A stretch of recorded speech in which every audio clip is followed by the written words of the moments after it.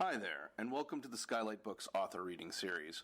If you'd like to learn more about us and our many upcoming author events, please visit skylightbooks.com, where you can browse our inventory, buy books, and join our Friends with Benefits Club. You can also follow us on Twitter, Tumblr, and Facebook. To speak to a real live bookseller like me, please call 323-660-1175. Thanks for your support, and enjoy. Seven Samurai Swept Away in a River by Young Moon Jung, who's here, recounts Korean cult writer Jung Moon Jung's time spent at an artist's and writer's residency in small-town Texas. Jung embraces the rambling landscape of Texas, two-stepping cowboy hats and cowboy churches, antique stores and their antique owners, and transmutes them into the even more expansive space of his mind. All the while, the author is asking what a novel is and must be, while accompanied by an invented mental cast of seven samurai who the author carries with him, silent companions in a pantomime of existential theater. Jung blends fact with imagination, humor with reflection, and meaning with meaninglessness, as his meanderings become an absorbing, quintessential novel of ideas. The LA Times writes that Young Moon Jung is an heir to Witold Gombrowicz. I don't know how to pronounce that name, sorry folks. And Deborah Smith, who translated The Vegetarian and The White Book, writes, one of South Korea's more eccentric contemporary writers, Jung could almost be described as a cross between Beckett and Brodigan, which is pretty good company to be in, right? And finally, Review 31, an online literary review, writes that Seven Samurai is a remarkable work for its eccentric modes of thought and how it looks beyond the basic novel form and asks important secondary questions about where fiction has left to go. Okay, so Jung Young Moon was born in 1965 and is an award-winning Korean writer and translator. A graduate of Seoul National University with a degree in psychology, Jung is also an alum of the University of Iowa's International Writing Program and has been a resident at the University of California at Berkeley's Center for Korean Study and the 100 West Corsicana Artists and Writers Residency in Texas, which inspired the novel, Seven Samurai Swept Away in a River. Deep Vellum published his novel Vaseline Buddha in 2016 and will publish his linked novella trilogy Arriving in a Thick Fog in 2020. So without further ado, please join me in welcoming Jung Young Moon. Thank you. I think it's okay. Mm. Right. Thank you. Good evening. Thanks for coming. How do you pronounce your name? Actually, it's written Jung Young Moon, but actually, you say it's the way you say your name in Korean. So Jung is last name in English. Yeah. So Young Moon is my first name.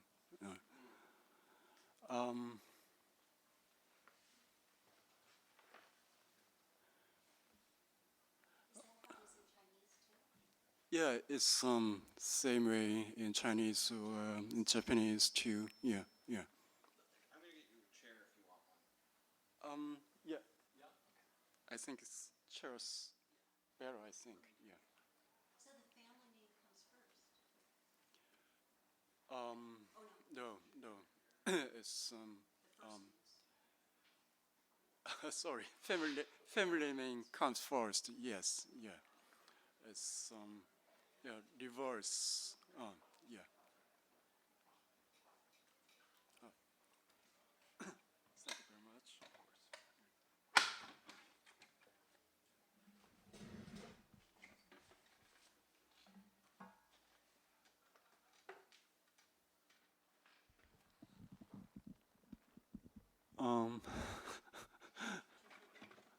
Yeah, I feel good and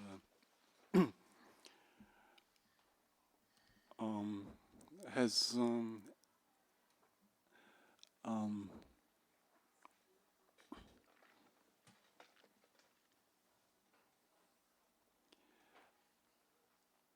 The title of the book is Seven Samurai Swept Away in a River, and when you hear the title, what can I ask you? What comes to your mind? Of course, by Kurosawa Akira.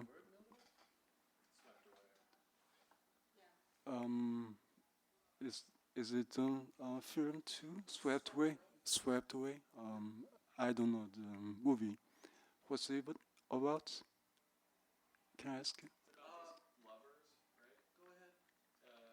All I remember is the famous scene. They're on a beach, Mm-hmm. kissing in the sand as the tide comes in, Mm-hmm. and then it was adapted at least twice in English language. Okay. They're kind of shipwrecked in a Mediterranean Mm-hmm. beautiful island alone together. And she's like a rich, snobby bitch, Mm-hmm. and he's one of the ship's crewmen, Okay. and they fall in love. All right. So it's love story. Yeah. Yeah. um, as I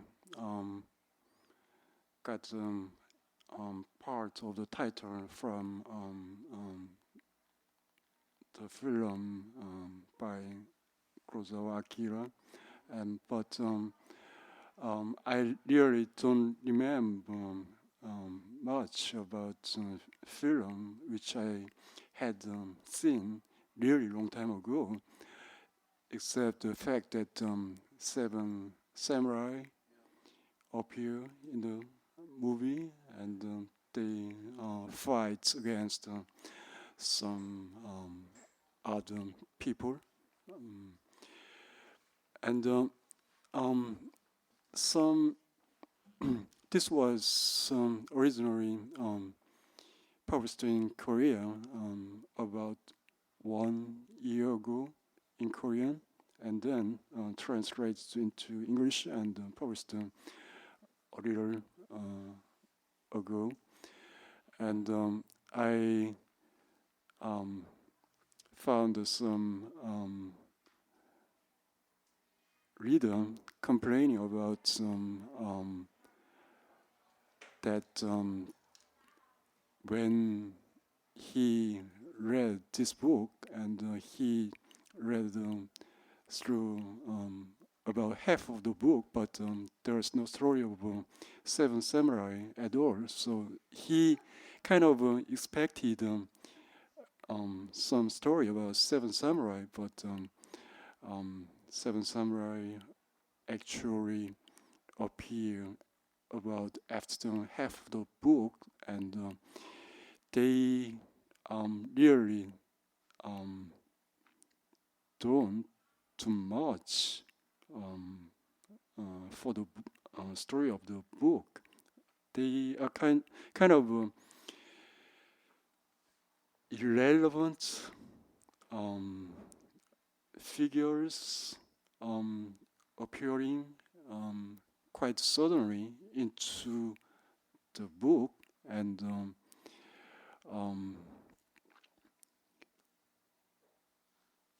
their kind of you may call their role in the book is very trivial, and it's quite all right if even if they don't appear in the book at all, I think.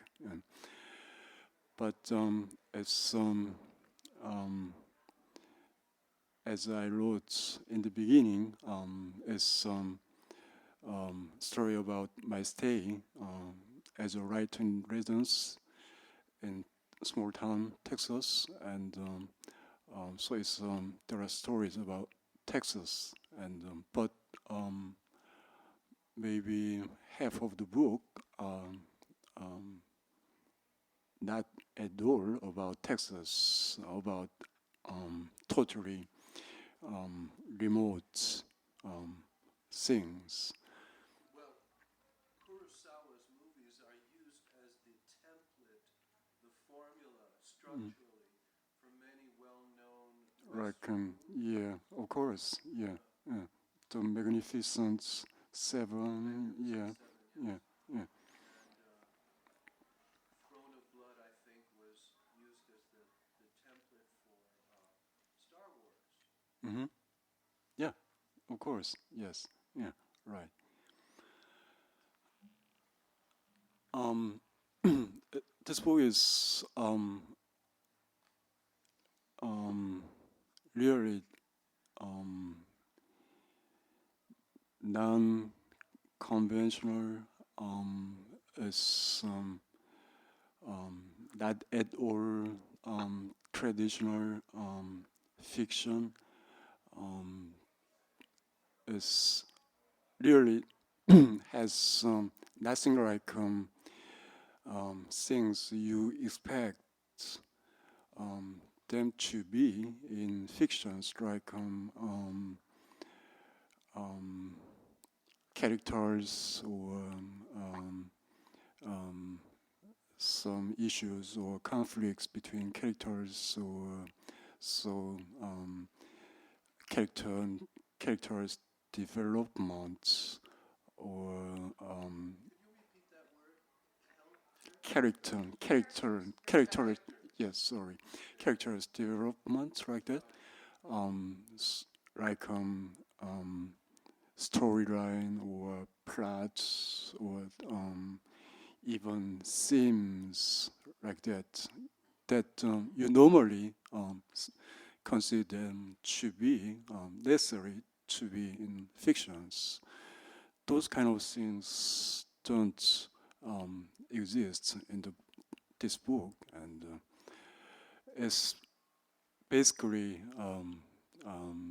it's stream of thoughts and ideas of a narrator. Is this very tiny, insignificant, very trivial series of thoughts about this book, and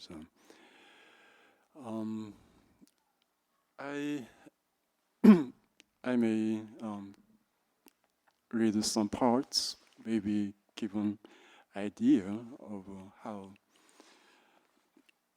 this book is right looks like, maybe.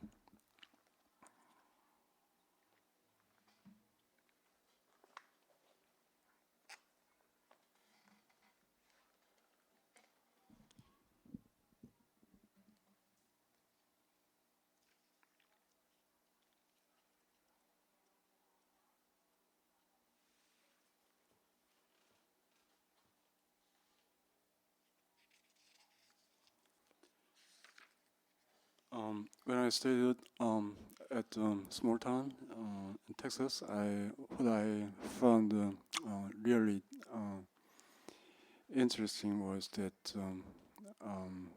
there was small ranch just outside of the town, and there I found something really uncanny, a combination of some mother spaceship capsule, which is quite big in size. As there's some logo of NASA, and it's I think it's about the height of the capsule was about the height of this roof, maybe quite big, and but it was not the actual return capture. It's some fake one. Someone made up this one, and I don't know why the rancher put this fake capture on his farm. People do the kind of things, of course, and but really strange and the funny thing is that there's some a bison, a cattle, with huge, really enormous horns, which have U shape, not like most of the cattle you can see in Texas.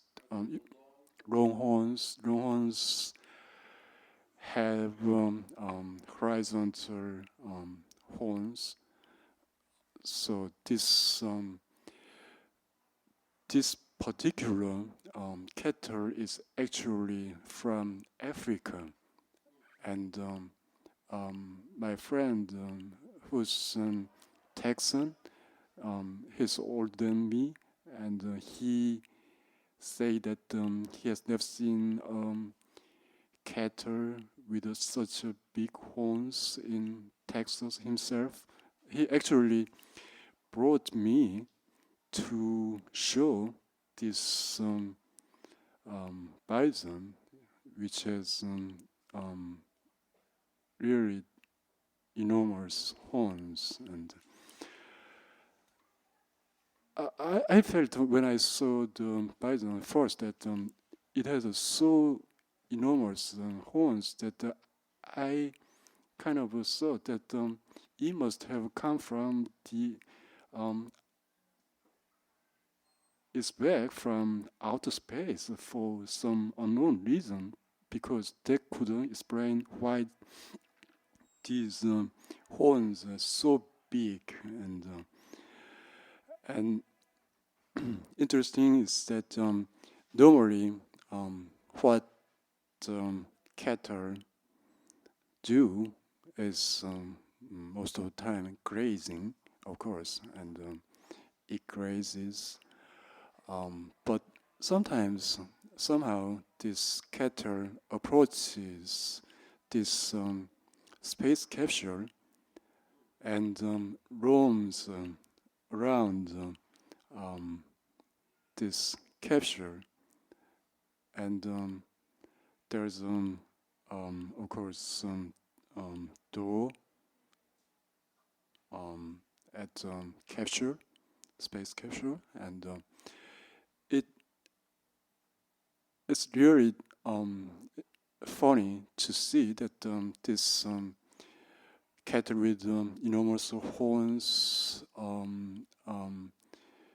approaches to this capsule and stands by the door as if it wants to be sent to the space in this capsule, or as if he's waiting his time to be sent.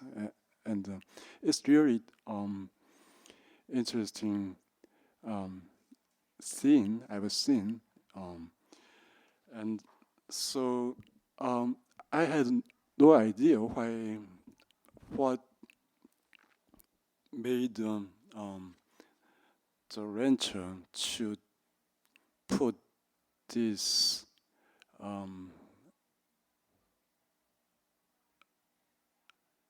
really absurd combination of things, bison and space ship capture on his farm in the first place. And I just that scene kind of intrigued me that much, and I made up some stories about that, and I like to read some parts of that.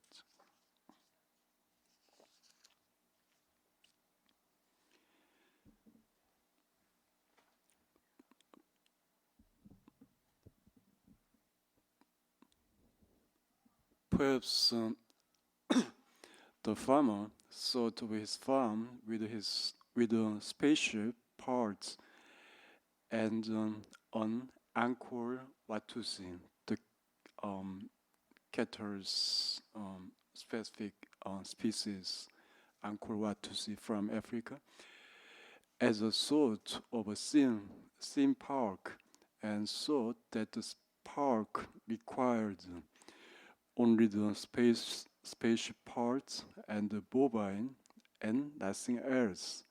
That, in fact, there shouldn't be anything else.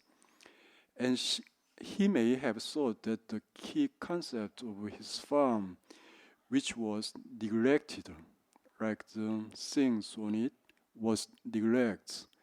And I thought that if that was the case, then everything on the farm seemed true to the concept.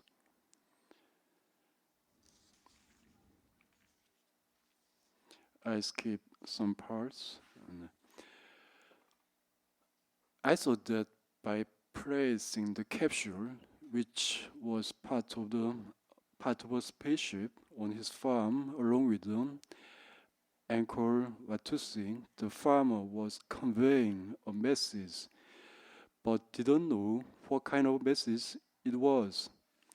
They would take me there on purpose to show them to me, saying that he himself had never seen any cattle with such big horns in Texas, said that the farmer was playing a joke on people, but I thought there was something more to it than that. The capsule and the anchor Watusi seemed to be saying that if you took a careful look at them, ostensibly a combination that didn't make sense but did make sense in a way and thought hard, you couldn't either see or not see the message, and that the hints lay in none other than themselves. And although I gave it some good thought, I could not see the message, and it seemed like a problem I would have to work out in Texas. Whenever I went somewhere, I liked to present myself with such problems that gave me someone who could find no particular reason to stay there, otherwise a reason to stay. Then one day it seemed to me that while standing there on the farm, I saw the message which said that although there was no need for you to go out of your way to consider the fact, if you did somehow come to consider the fact, you should consider this point. That is to say, the fact that no bovine has yet been to outer space. It didn't mean that you should either accept or not accept the fact. Though it didn't mean that you should either send or not send the bovine to outer space. Only that you should consider the fact that no bovine has ever been to outer space. The message was simple, and the answer lay in the capsule and the bovine, which was roaming around the capsule as if to say that it was ready to go to outer space. And all that had to be done was to send it out on a rocket. I don't tell my friend did all of this in hopes that he, too, would decipher the message for himself. After seeing the message, whenever I passed by the place, I thought about the fact that there are many animals, including dogs, cats, and humans, that have been to outer space, but that no bovine has ever been to outer space. Personally, I don't think that bovines should also go to outer space. But I thought that it would be nice if bovines went as well, and that their going to outer space would be wonderful, in a different way from, and much more so than, dogs, cats or humans going. I'd never seen a person on the farm, and it seemed that the farmer never came out of his house, hoping that in turn people would discern the message while looking at capture and the bovine on his farm, and determined not to come out until people discerned the message. Or it was possible that he didn't know what he'd accomplished with the capture and the bovine on his farm, that it hadn't occurred to him that they were conveying a message, and that he'd never seen, even in his dreams, thought of such a thing. But it was possible that one day he would learn about messages conveyed by the capture and the bovine roaming around it on his farm, and when the time came, he could say, "How could I not have known this until now?" But the message seemed to come with one condition, and that was that it wasn't necessarily so. It's the whole book is like this this way, this kind of development of stories, which starts from really trivial,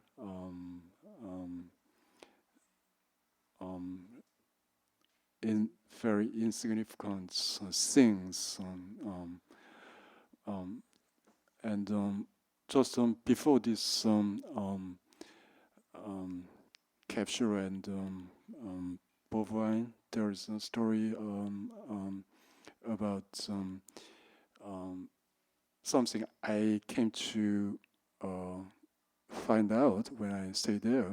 It was more someone put up online, and it's about the cat, the first cat that went to space, whose name is Felicet, and unlike the first dog who went to space, is Laika. Laika is so well known, but unlike Laika, this Felicet was totally forgotten. Somehow, nobody knows her name actually, and actually there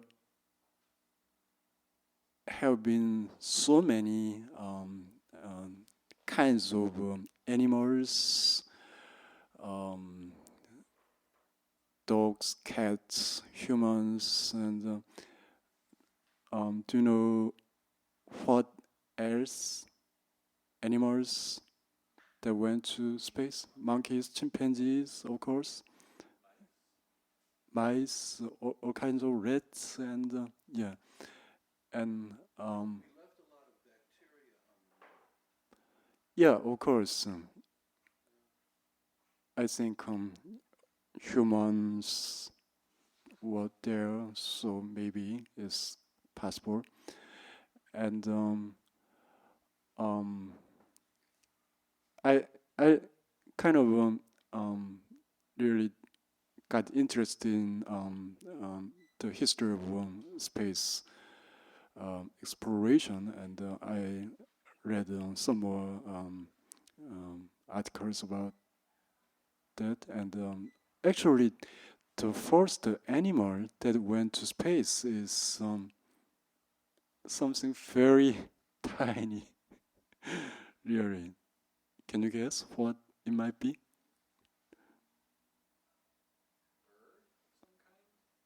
Not exactly, but something with wings. Yeah, fruit fly. Yeah.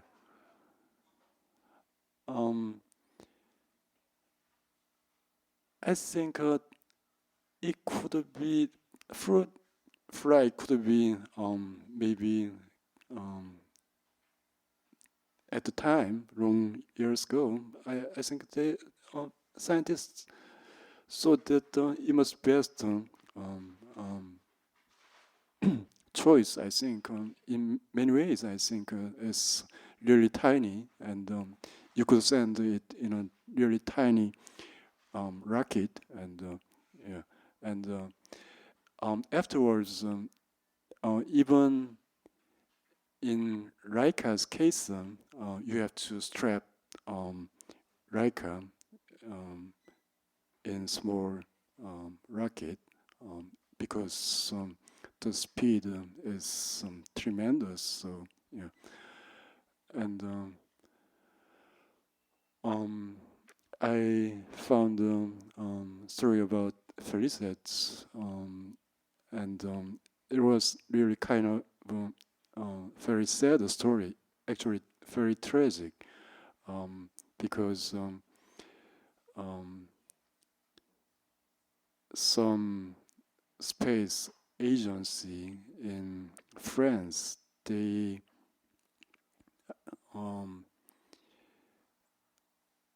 um, they actually found 11 of them, the cats, from the streets in Paris. These stray cats, actually, because stray cats, they are normally exposed to the cold, and they have a normally better skills to survive. So stray cats, people brought stray cats and trained them to be astronaut cats, and you can Google the first cat that went to space, or Felicet. You can see the images of Felicet and other cats. Some particular picture of the cats being trained was really sad. They were equipped some devices on their neck, and they were lined up, 11 of them, and I think it must be some, I think taken, the photo is taken at some acceleration chamber, maybe, yeah, and finally, Felicet was selected because she was the best among these cats trained at there, and Felicet was sent in a rocket launched from Sahara Desert, and she actually made it to the outer space and safely came back to the Earth. But scientists eventually euthanized Felicet after studying the effects the space trip have on bodies like that, and Why did they do it? Why did they euthanize the cat? I have no idea. Maybe, yeah. I really thought that they could have released her again on the street of Paris. I think they They had to decontaminate all the astronauts. They had to live in quarantine. yeah, maybe yeah, that's the reason I think. Yeah. Yeah. Hmm. Right. Yeah. And to study it, like you said, Hmm. maybe to study any effects. Yeah. Hmm.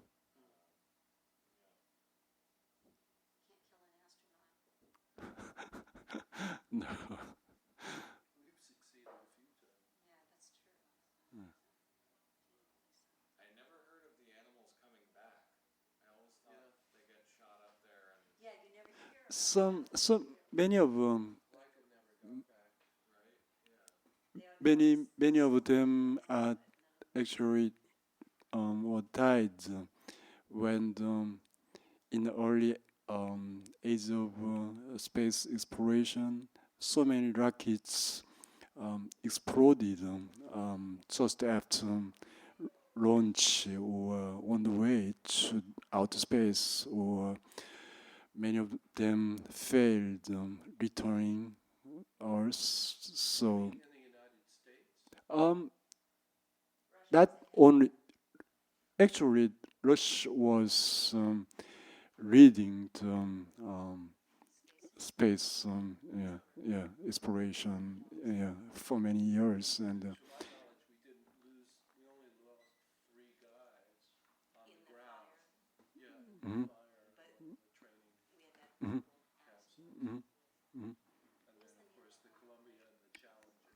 Yeah, of course, yes, yeah, and um,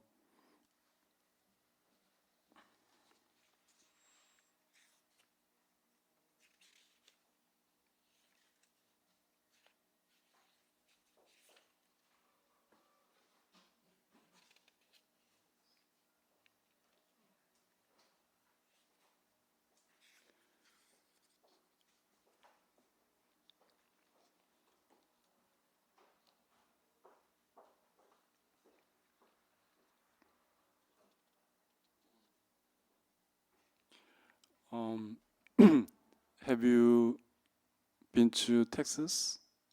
I haven't. No. I just moved from there. Oh, really? I'm friends with Will. I know Will. Um, I where did you live? live in Austin. Oh, okay, all right. Is there a substantial Korean community in Texas? Um, in big cities like Dallas and Houston, yes, yeah. Yeah. Was there anything about, your experience while you were in Texas at this residency, um, that in particular that sort of catalyzed this book? Anything maybe while you were walking around, or a discussion with someone, or an idea? Anything that sort of got this started? Um, I stayed. It was 2 years ago. 3 years ago, a publisher based in Dallas published my novel, and the following year, they arranged me to come to a writing residence in Texas, and but I stayed there just for 1 month. It was too short, and mostly um, around the area between Dallas and a small town an hour away. And of course, I had some events in Austin and Houston, but normally I've been to um, eastern um, parts, big cities. So I have never been to western Texas, which I think is maybe in a way, uh, really something really Texan. I think, yeah, It's so different from Asian culture. of It's course. a different planet. Hmm. It's even different from the rest of the United Yet it's It's a whole another country. many people say that, but It's not the craziest state anymore. There are other states crazier than Texas now. It's gonna go blue very soon. Florida is a crazier state. North Carolina is a crazier state. Texas looks downright sane these days. But they didn't ask you to write about Texas. um, Wanted to, right? of course, yeah. And what They about it? um, Yeah, I mean, what about it captured your imagination? um, as I put it in this book, I don't try to learn as many things as I could about Texas, but I just read um, um, just maybe I can find something that intrigue me just by coincidentally like that. As I of course I during my stay there I try to learn things about Texas, and but those things that I try to write in my fiction was not um, big things. Really, I wrote about small things like um, I I can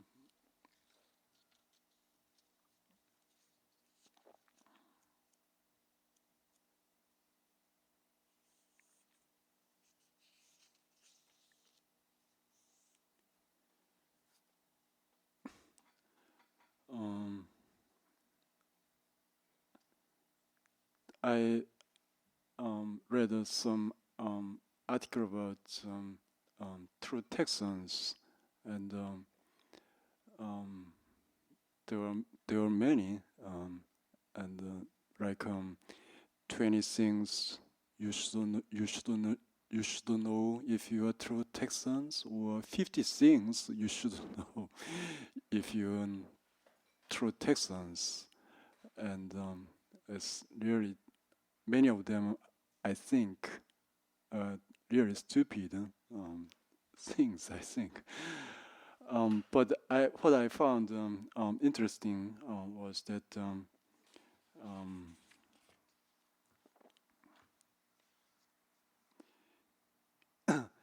is it really true that if you when you order soda at the restaurant, you first have to say you want a Coke, despite whatever beverage it is that you are actually ordering, whether that is Coke, Coca-Cola, Pepsi, Diet Coke, Sprite, or Dr. Pepper. Is it true? I never have that. In some parts of Texas, I think, rural parts, I think. I would always order Dr. Pepper if I wanted Dr. Pepper. Or Coke if I wanted Coke. Was there something in your own life that you were trying to, or that you, or that through your writing in general, Mhm. that you're trying to maybe figure out, or discover, or learn about yourself, or about the world, or anything? I mean, is there, yeah, is there something you're trying to do through your writing? Um, there's some um, maybe that can be my position or stance about that kind of issue. I think I kind of as you introduced me, I we write between Samuel Beckett and Richard Brautigan, and they are the writers who have gone to the extreme, I think. They are the most unconventional writer, and they really pushed their boundaries, and I think I kind of I'm a success of those kind of writers, I think, and I, as I said, there's really nothing like some things that should be in traditional novels. So it's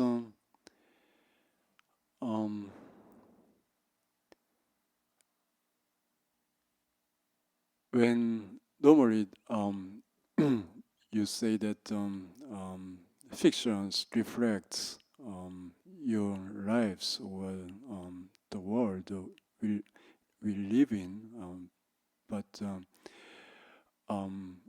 actually our lives are not at all structured like in well-structured fictions where there are dramas and where there are beginning and middle and end like that. I think the basic of our lives is really mostly composed with two things: repetitions and variations. Repetitions, repetitions. How we actually we think maybe almost all the thoughts we think daily are what we have thought yesterday or the day before or a week ago or a month ago, and most of our thoughts really frivolous and sometimes like daydreaming, and many of them are really meaningless thoughts that you will forget in a couple of days or in a week, actually. And those thoughts that you can't recall that you had thoughts like that, actually. So,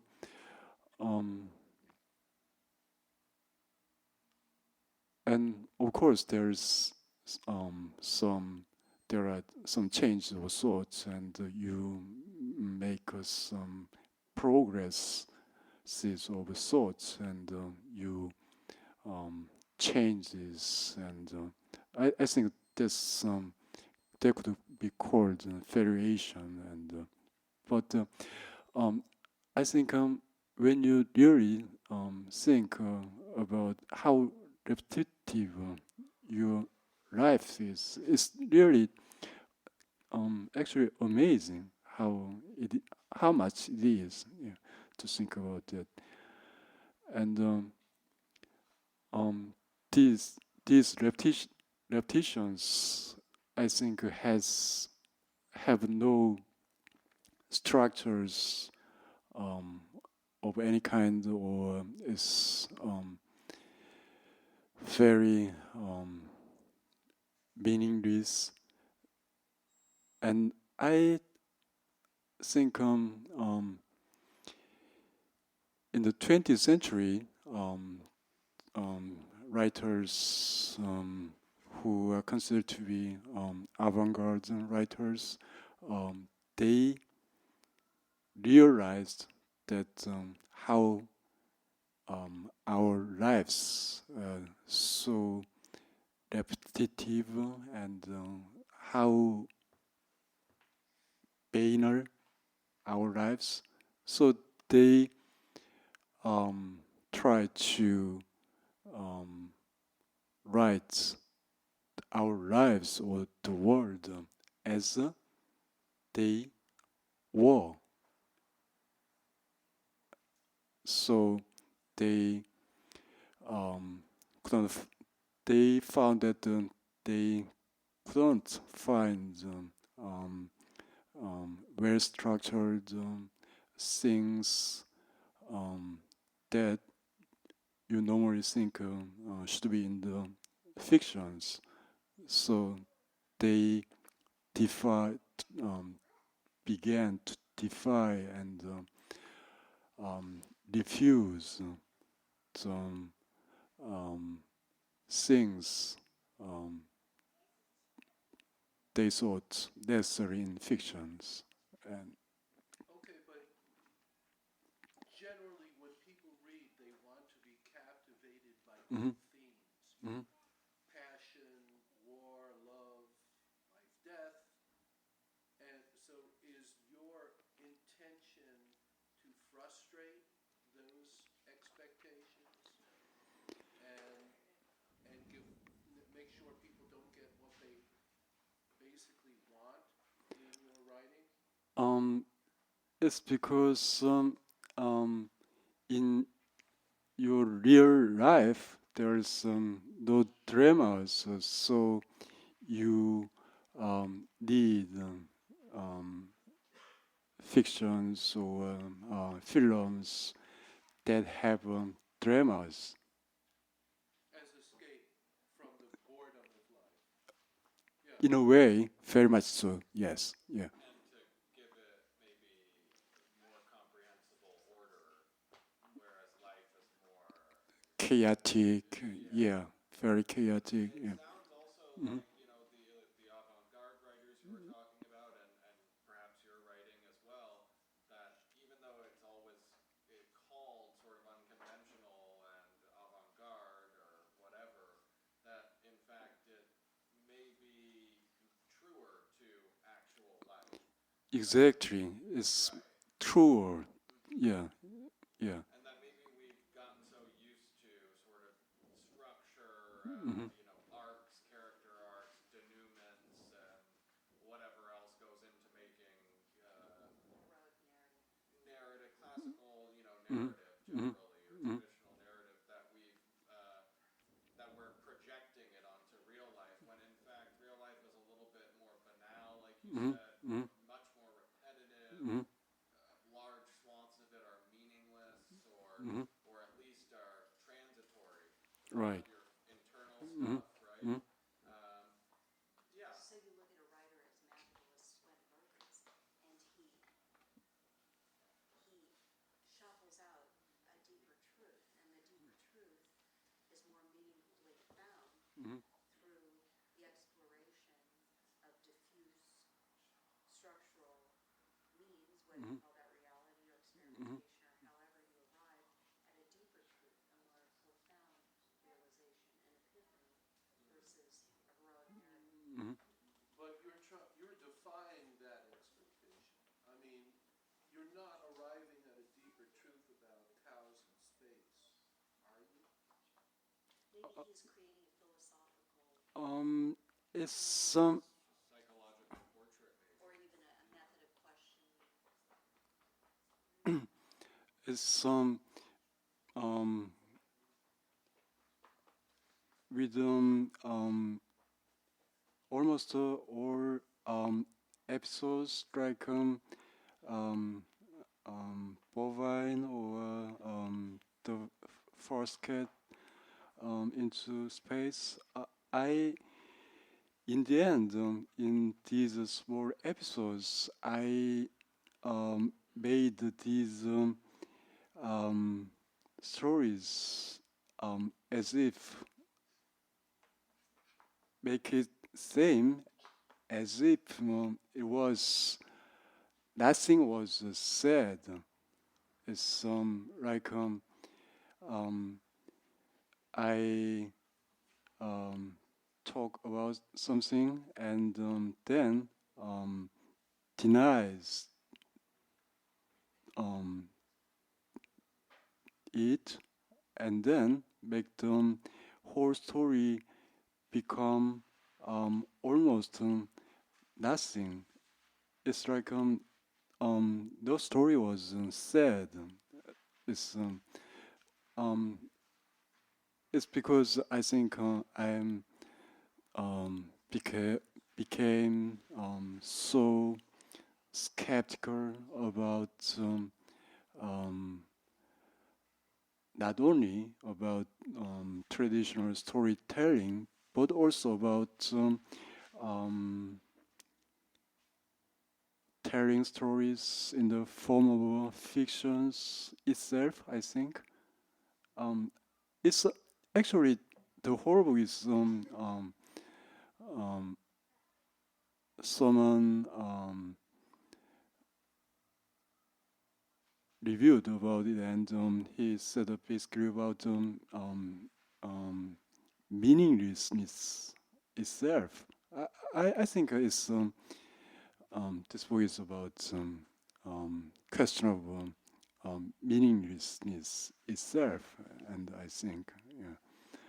What is your viewpoint on that? Fundamentally, I think there's this whole existence, our world or the universe as we know it is it's just um,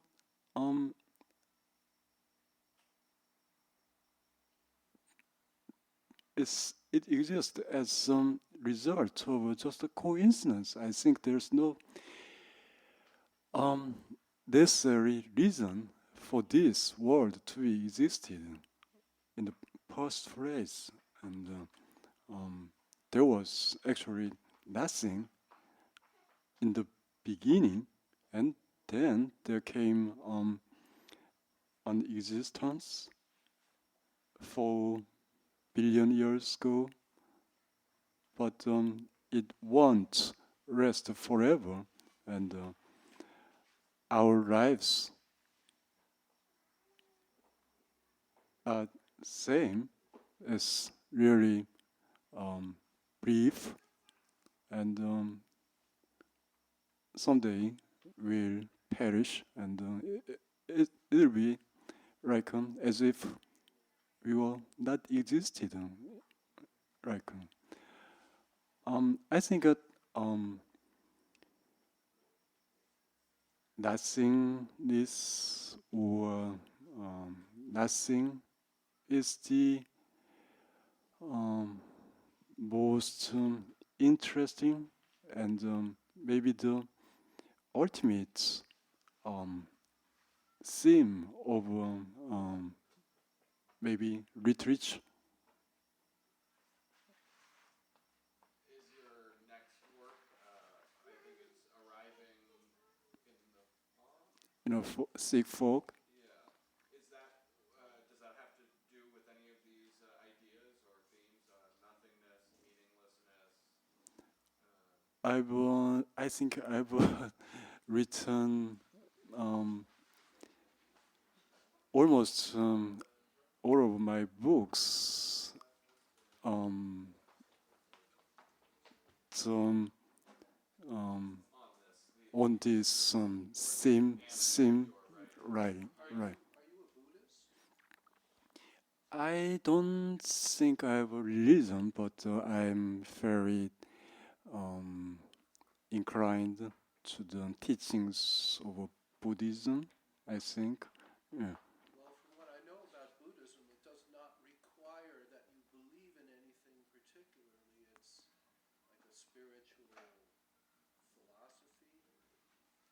you don't have to believe Yeah. in. You don't have to believe in reincarnation. Some do, some Mm-hmm. don't, Mm-hmm.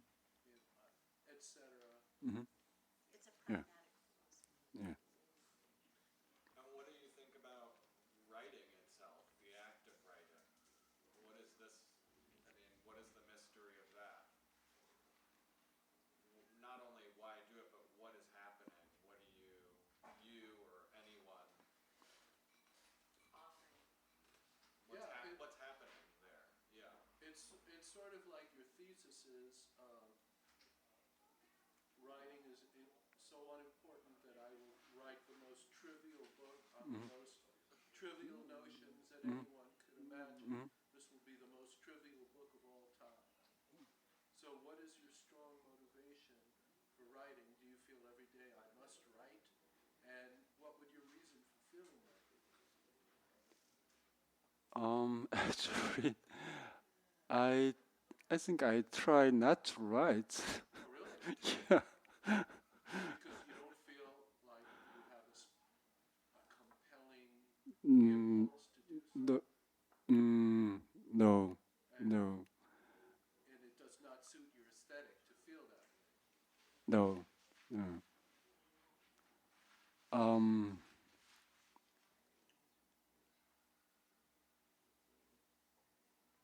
I think. Um.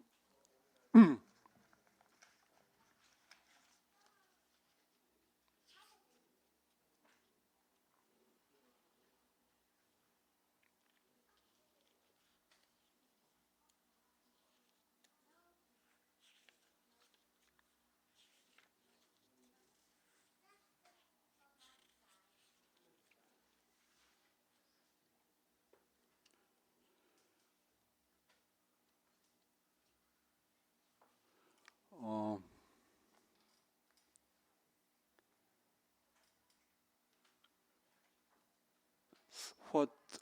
Um. What I. What's really the most important issue is, as I said, is um, why not um, nothing is itself but existence. Um, that nothing is itself is um, um, complete state where there's no issues or problems or at all. It's perfect state itself. Yeah, yeah, yeah. Why existence is it's something I think nobody can answer. It's some question that cannot be ever be answered. It's it's maybe the mystery of our existence, and they cannot be solved by anyone. I think, yeah.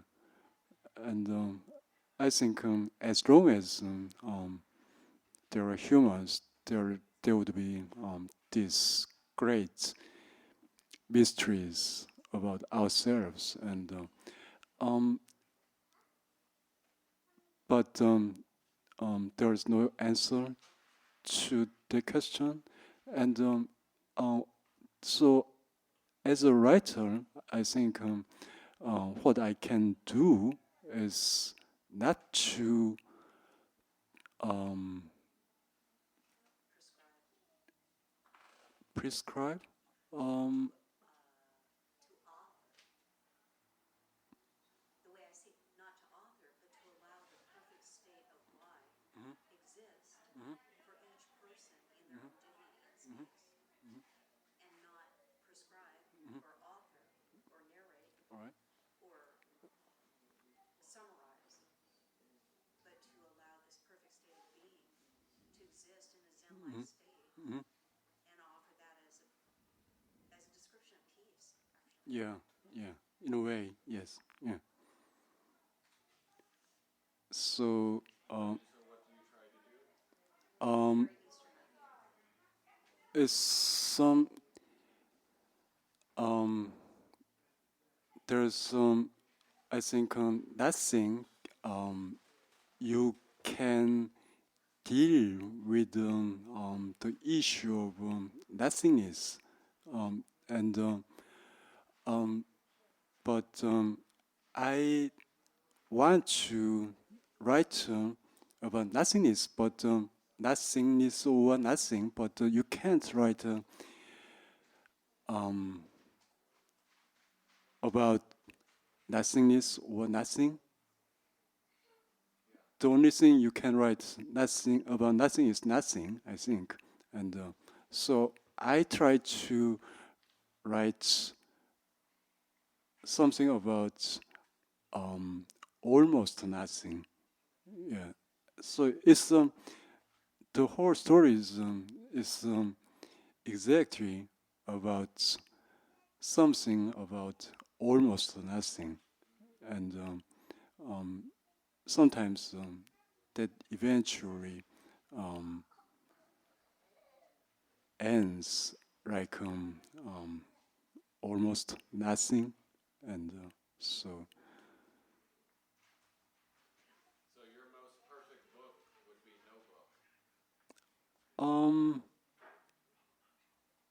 of course, but yeah. Well, Um, there's a tradition. From Beckett, there was no longer a God-centered universe after the war. So Beckett alludes to this someone in charge, which we've always wished for throughout eternity, but he leaves us in a pathetic sadness, a beauty of no one in charge. And this is the universe we're left with because of modernism that Beckett prescribed. So he's taking that a step farther. mhm, He's offering us nothing, which mhm, is what Beckett defined. mhm, And this is the why, this is the perfect beauty, this is existence. Accept that frightening, horrifying beauty. Take that courage into your heart and see where it drops you off. And mhm, the next literary genius will pick up and take that story of nothing and take us to where he leads us. So we're going infinitely in, just whereas the Renaissance was going to God, and now we're going to a different place. We don't know where. Does that make sense? mhm, Well, from what I gather you're saying, and my understanding of Buddhism,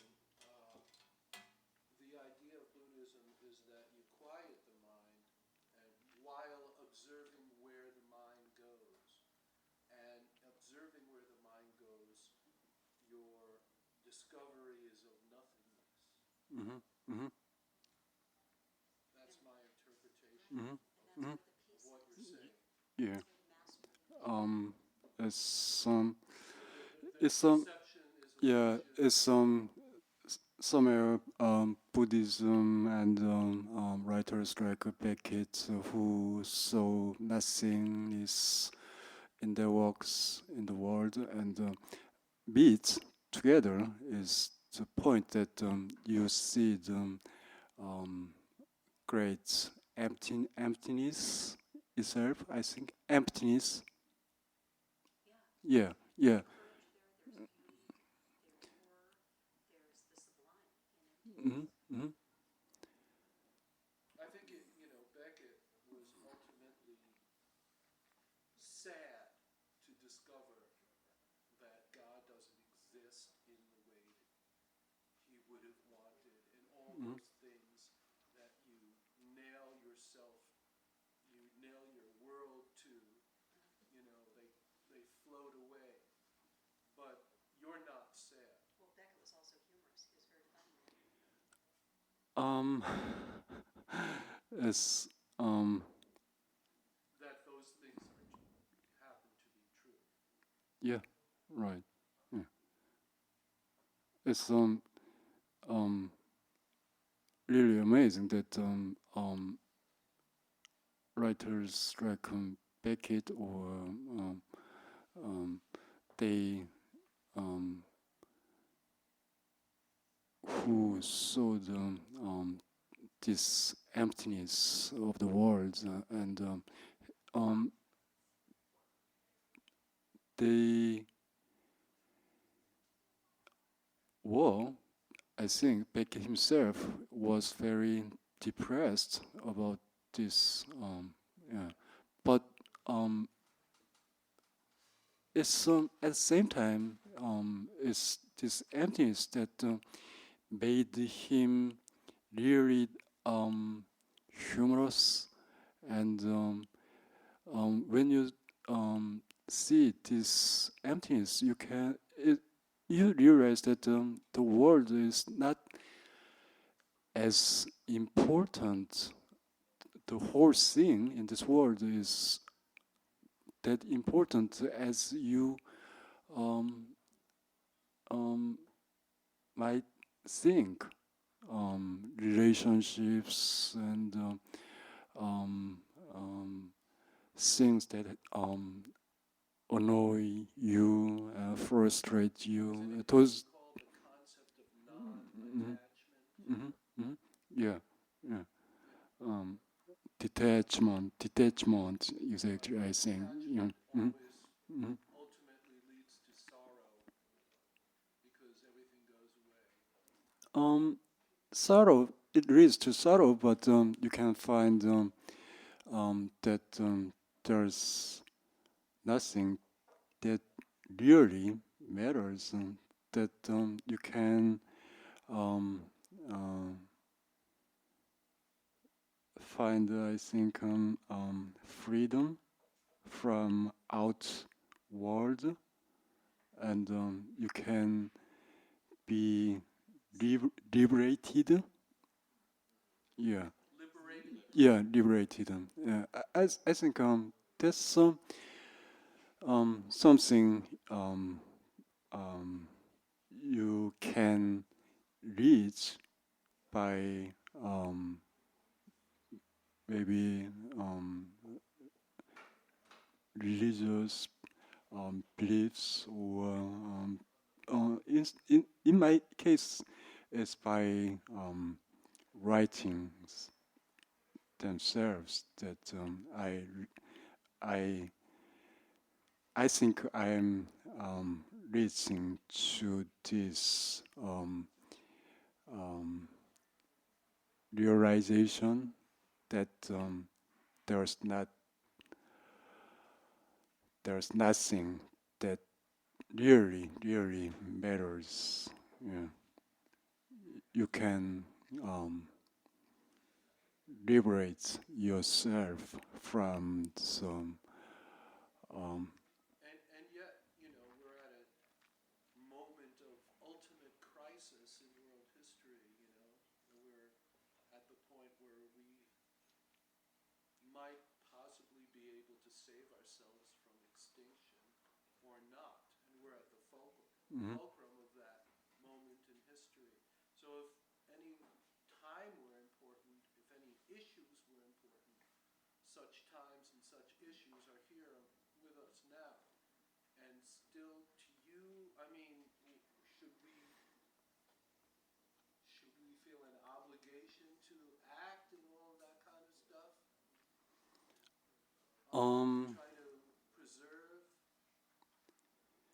these things which will inevitably, like humanity, which will inevitably pass away?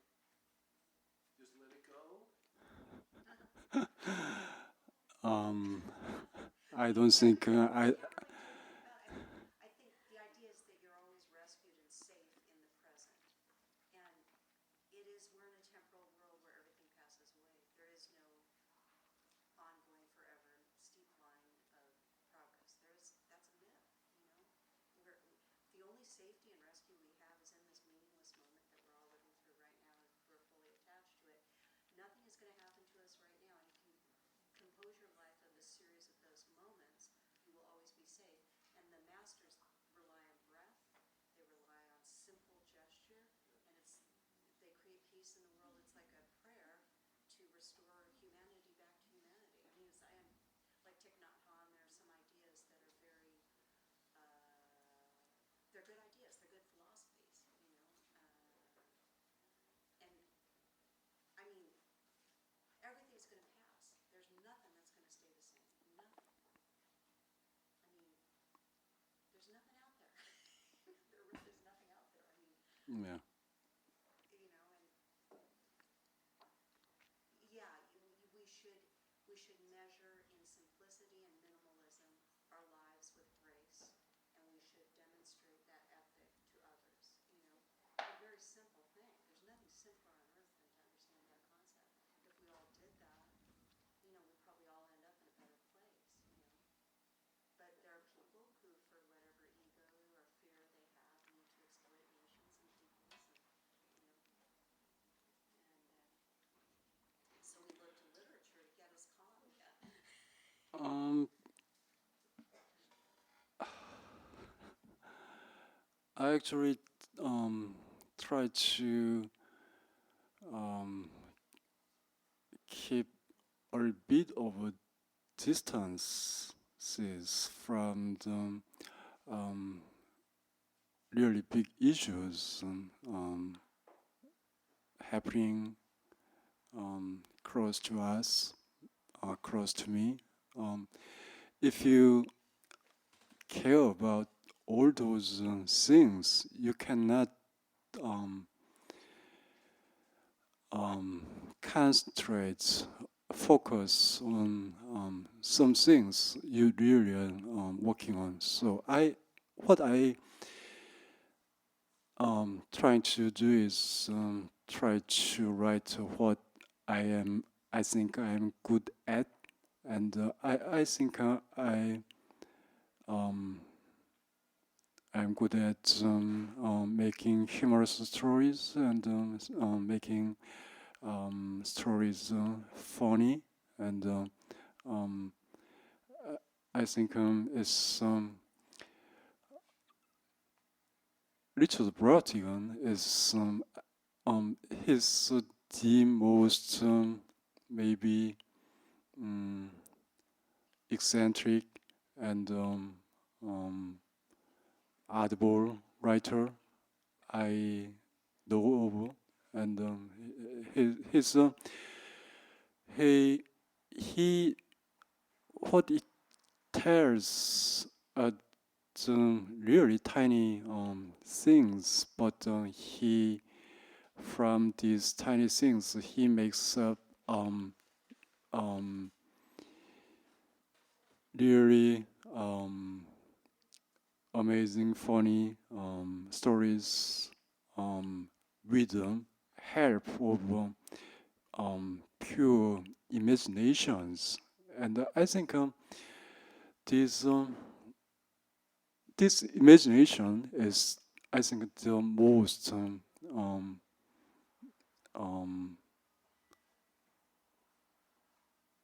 cherishable thing, I think, in writing stories. Um, yeah, imagining things that you normally can't do is the most amazing things, and it's some whole book is about um, how you can imagine when you come across very trivial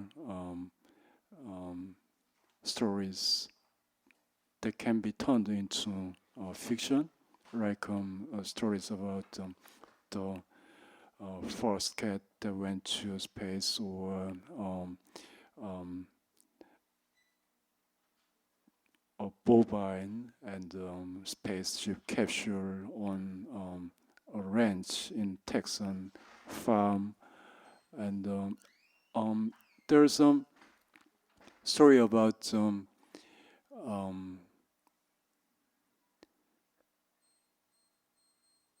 um, Jack Ruby, who killed Lee Oswald, who killed John F. Kennedy, and there are so many stories written, so many series and conspiracy series like that. But I Google searched, and what I found the most interesting thing was that Jack Ruby took his two dogs in his car on his way to kill Lee Oswald, who was um, on the way to who was in prison at Dallas police department, and who was supposed to be sent somewhere. And of course, you carry your dog with you when you go for walking, or when you go to shopping mall, or when you go hunting or fishing. But it's really not normal to carry one's own dog when you go to kill someone. It's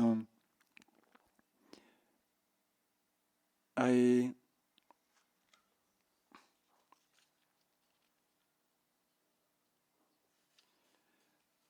the there are conflicting theories that some people say that he took one dog. Other people say that two dogs, and I think he took two dogs, dachshunds. One he called his wife, and another he called his child. Actually, he took his family, two of his family, to on his way to kill somebody, and I found this really interesting, and I kind of made up. There are a lot of stories about this, his act of this, and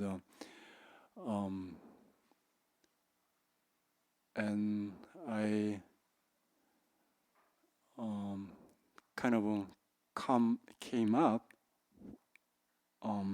why he took his dogs with him, and it's really absurd, but